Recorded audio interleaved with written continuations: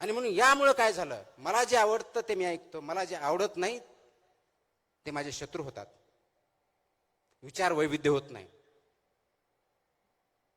लगेच तंटे भांडणं व्हायला सुरुवात होतात. ज्यावेळेस विचार असतो त्यामध्ये विविधता असते. मला जे आवडतं त्याच्या व्यतिरिक्त कोणीही बोलला तो माझा शत्रू, मित्र दूरचा शत्रू, वादविवाद पण नाही. आणि आज आपण जर जगाचा इतिहास बघितला, अगदी शेकडो वर्षाचा बघितला, प्रत्येक वेळेस प्रत्येक शतकात वॉर झालेले आहेत. कधी दगडाने झाले, कधी तलवारीने झाले, कधी बॉम्बगोळ्याने झाले, वर्ल्ड वॉर झाले, केमिकलचे वॉर झाले. आत्ताही जगामध्ये काही ठिकाणी वॉर्स चालू आहेत. पण आज सर्वात मोठं अस्त्र आणि शस्त्र आपल्याकडे जर असेल जगामध्ये आणि ते वापरलं जात असेल युद्धाच्या भूमीवरती, तर ते विचारांचं शस्त्र आहे. आणि तो विचार ह्या रील्सच्या माध्यमातून, अल्गोरिदमच्या माध्यमातून तुमच्यापर्यंत पोहोचवला जातोय. तुमचा डोपामाइन इन्क्रीज केला जातोय. आणि हे सगळं अल्गोरिदम सिलिकॉन व्हॅलीमध्ये ज्या कंपन्या बनवतात त्यांना 100% माहिती आहे. आणि त्या अनुषंगानेच हे अल्गोरिदम बनवलेलं आहे, ह्या रील्स बनवलेल्या आहेत. आणि त्याचा बळी तुम्ही आणि मी, आणि विशेष करून भारतासारखा देश ज्या ठिकाणी सर्वात जास्त तरुण मंडळी आहेत त्या ठिकाणी होतोय.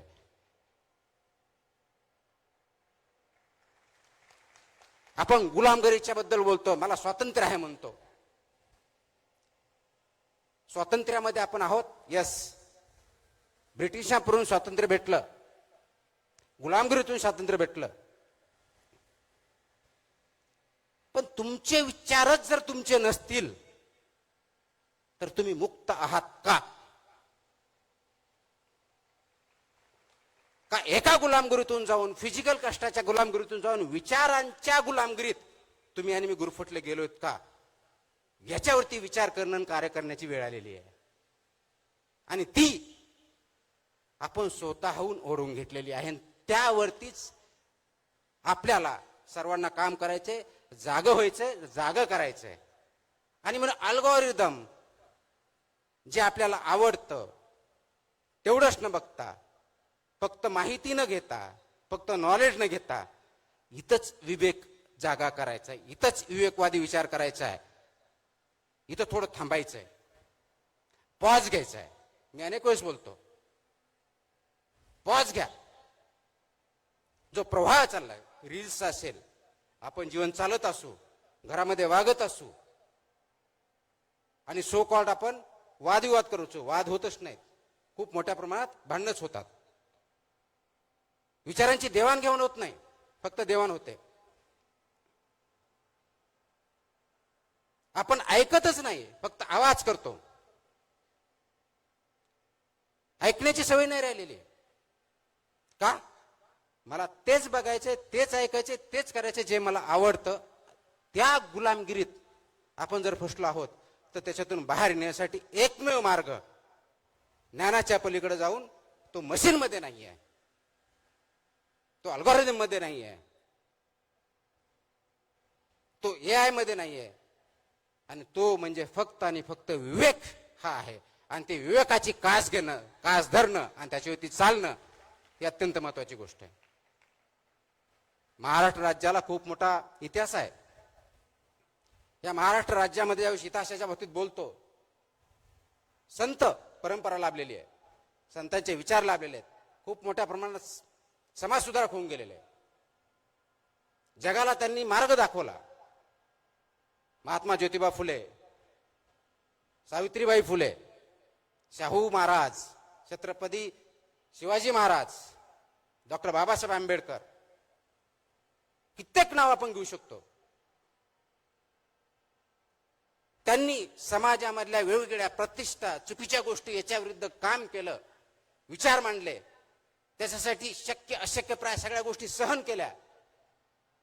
आणि आज आपण त्यांच्यामुळे पुढे आहोत. परंतु त्यांनी दाखवलेल्या मार्गावरती आपण चालत आहोत का, हा विचार करण्याची वेळ तुमच्या माझ्यावरती आलेली आहे.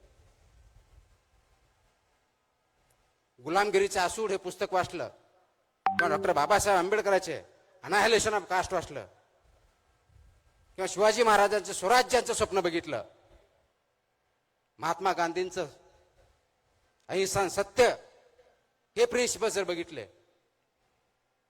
याच्या किती प्रिन्सिपल्स होती, तत्वावरती आपण वाटचाल करत आहोत, हा प्रश्न प्रत्येकाने स्वतःला विचारायचा आहे. जयंत्या खूप साजरा करतो, विचार. कारण जयंत्या साजरा करण्यासाठीही फक्त फुल, त्याचे रील आणि रील फॉरवर्ड याच्या पलीकडे आपण जात नाही. पण त्यांचे विचार आचरणासाठी आपण काय करतोय, हा खरा प्रश्न आहे.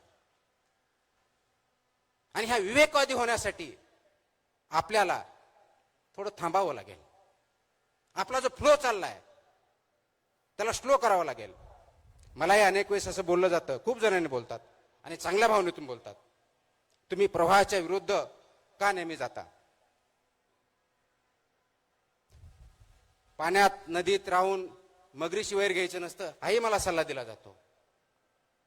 आपण सिस्टमचा भाग आहेत, तर सिस्टमची वैर घेऊन तुम्ही काय करणार, बदल्यापेक्षा दुसरं काही भेटणार नाही, हेही मला सांगितलं जातं. आणि खरा प्रश्न तिथंच आहे. ना मी सिस्टमच्या विरोधात असतो, ना मगरीशी माझं वैर असतं, ना मला कुणाविरुद्ध काही भांडण करायचं असतं. माझा प्रश्न असतो की जो प्रवाह आहे, ज्या दिशेने चाललाय, ज्या वेगाने चाललाय, ज्या उद्देशाने चाललाय, तो योग्य आहे का अयोग्य आहे? याच्यावर आपण थोडं थांबूया. 10 सेकंद, 5 सेकंद, 15 सेकंद, 30 सेकंद एवढा विचार करूया. आपण करतो का? तुम्ही स्वतःला प्रामाणिकपणे आता एक प्रश्न विचारा. एक 10 सेकंद मी पॉज घेतो. तुमच्यापैकी किती जणांनी गेल्या 24 तासामध्ये, आय रिपीट, गेल्या 24 तासामध्ये स्वतःकरिता किती सेकंद दिलेले आहेत?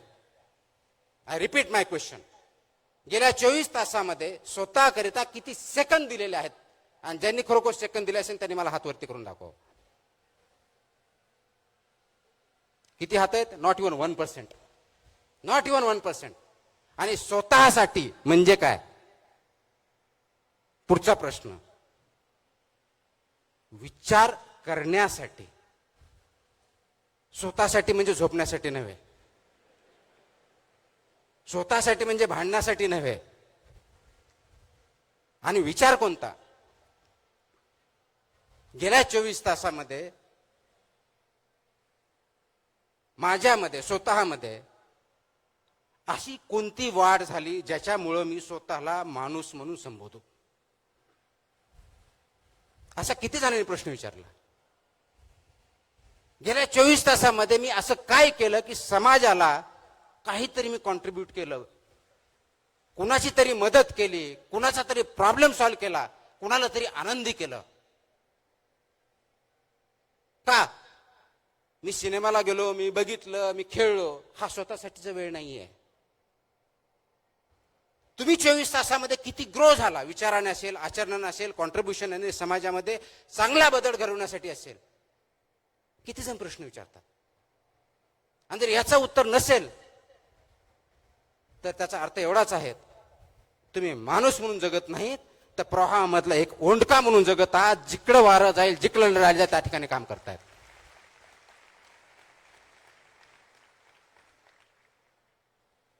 आता निर्णय तुम्हाला घ्यायचा आहे, तुम्हाला ओंडका म्हणून जगायचं आहे का त्या प्रवाहामधला मासा जिवंत आहे, अगदी प्रवाहाच्या विरुद्ध उड्या मारून हवे तिथं हवा तसा जगू शकतो त्या माशाप्रमाणे जगायचा? हा निर्णय प्रत्येकाने स्वतःच्या बाबतीतला घ्यायचा आहे.